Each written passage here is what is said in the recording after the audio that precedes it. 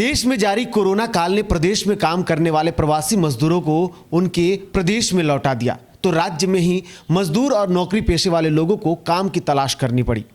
ऐसे में बिहार को कभी विश्व पटल पर खड़ा करने वाली शक्तियां आज मानो अक्षुण्ण हो गई हैं, जिसके बाद अब राज्य के लोगों ने बिहार सरकार से सवाल करने शुरू कर दिए हैं। लोगों का मानना है कि अगर बिहार के बंद पड़े उद्योग को शुरू कर दिए जाए तो बिहार की स्थिति बदल जाएगी। हालांकि सरकार की तरफ से यह दावा किया जा रहा है कि बिहार में उद्योग को डेवलप करने की योजना पर लगातार काम चल रहा है। हालांकि कोरोना कहर के बीच राज्य के प्रवासी श्रमिकों के लौटने के दौरान रोहतास जिला में भी प्रवासी मजदूरों का आना हुआ, जिसके बाद यहां के मजदूर अब रोहतास जिले में स्थित डालमिया नगर रोहतास उद्योग समूह से काफी उम्मीद लगाए हुए हैं। यहां के एक श्रमिक सदानंद तिवारी का कहना है कि ये उद्योग बंद है, अगर चालू हुआ तो रोजगार देने के लिए यह बड़ा केंद्र साबित हो सकता है। क्या नाम है आपका? सुरेंद्र तिवारी। आप यहाँ क्या कर रहे हैं? हम यहाँ देखने आए हैं फैक्ट्री चालू है या नहीं है। पहले आप कहीं काम करते थे? पहले हम दूसरी जगह काम करते थे। तो वहाँ पर फैक्ट्री बंद है कि चालू है?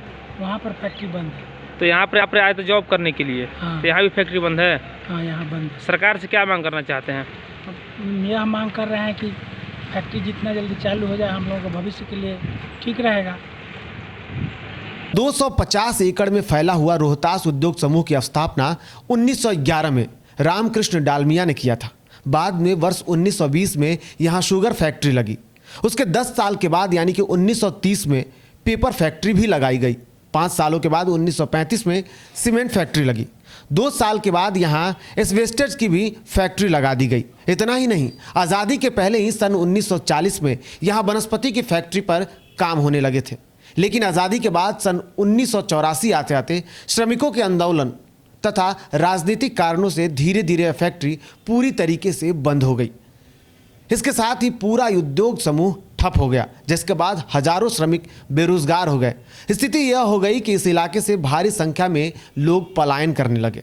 लेकिन जब पूरे देश में लॉकडाउन हुआ तो श्रमिक दूसरे प्रांतों से बिहार लौटने लगे। ऐसे में प्रवासी श्रमिकों के सामने एक बहुत बड़ा विकल्प के रूप में यह उद्योग समूह नजर आ रहा है, जिसको लेकर स्थानीय लोगों का कहना है कि अगर यह उद्योग समूह चालू हो जाता है तो हजारों श्रमिकों को रोजगार देने में बिहार सरकार भी सक्षम हो जाएगी।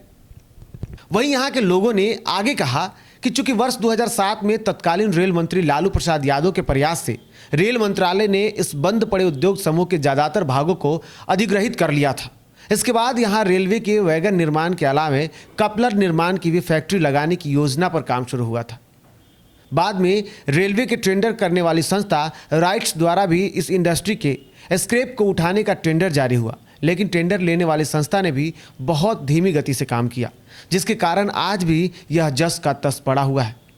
लेकिन रोहतास जिला के जिला उद्योग केंद्र के महाप्रबंधक संजय कुमार सिन्हा कहते हैं कि बिहार में पलायन होने का यह कारण रहा कि यहाँ फैक्ट्रियाँ तो बंद हुई लेकिन कोई निर्माण नहीं हुई, जिसके चलते ये हालात बन गए।